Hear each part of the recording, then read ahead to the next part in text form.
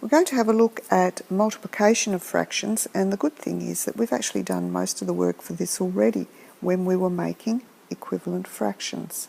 And when we did that, we multiplied across the numerators and then across the denominators of both the fractions. So let's have a look at our first question. It's a half multiplied by a half. And we already know how to work that out. It's 1 times 1 is 1, 2 times 2 is 4. The answer is 1/4. What does that mean diagrammatically?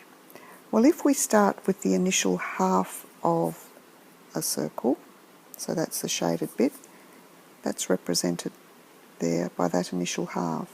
And then if we halve that again, so take that half and cut it in half, we then have 1/4. So the multiplication sign in the operation actually means of when we write it in words. What is 1/2 of a half? That means a half multiplied by a half. Our next question is in words. What is 1/3 of a quarter? Of means multiply. So 1/3 of a quarter is 1/3 multiplied by a quarter. We already know that the answer is 1/12. Diagrammatically, if we take 1/4 of a circle,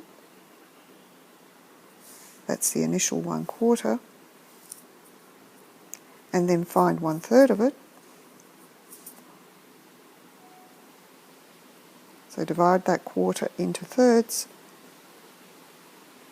that's the bit we're interested in there, and that's 1/12 of the entire circle.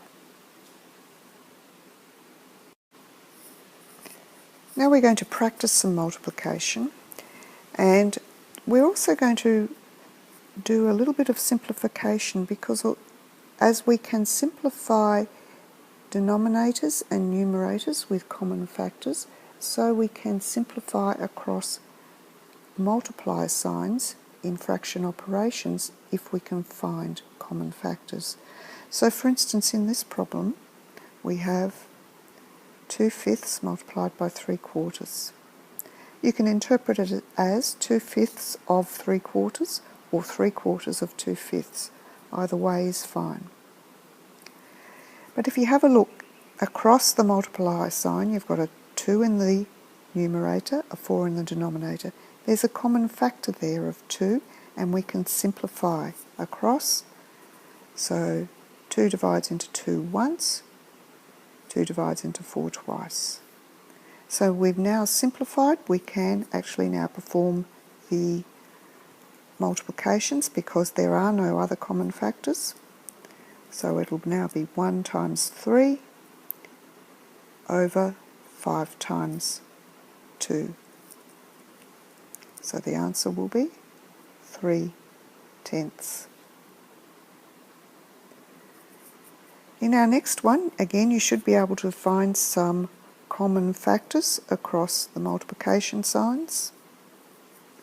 So for instance, 15 and 40, there's a common factor of 5.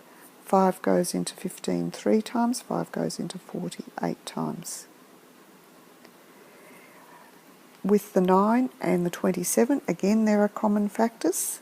Common factor of 9, 9 divides into 9 once, 9 divides into 27 3 times. Now that we've simplified, we don't need to put the numbers or the fractions we had initially into the calculator to multiply across numerators and denominators. We've got a very simple multiplication which will give us the answer to the problem in its simplest form. So the answer there is 8/9. If it's a fraction multiplication which involves mixed numbers, then you must change them to improper fractions first. So 6 3/9 is as an improper fraction. 6 times 9 is, this is where you need to know your times tables, and it's 54, plus 3 is 57, so we've got 57 over 9, multiplied by 1 and 19/26, so that is going to be, as an improper fraction, 45 over 26.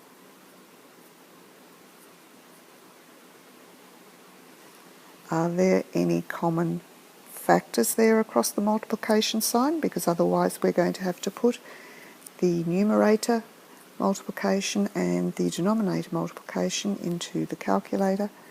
And yes, you should be able to see there's a common factor there of 9. 9 divides into 9 once, 9 divides into 45 5 times. This is where you really need to know your multiplication tables. Now we still can't avoid putting 5 times 57 into the calculator. So if we do that, we'll get 285 over 1 times 26, which is 26. So you're now going to have to, well, either perform a long division here, it's a difficult one, and 26 divides into 285 10 times. 10 times 26 is 260. There is 25 left over. So 10 and 25 over 26 is the answer.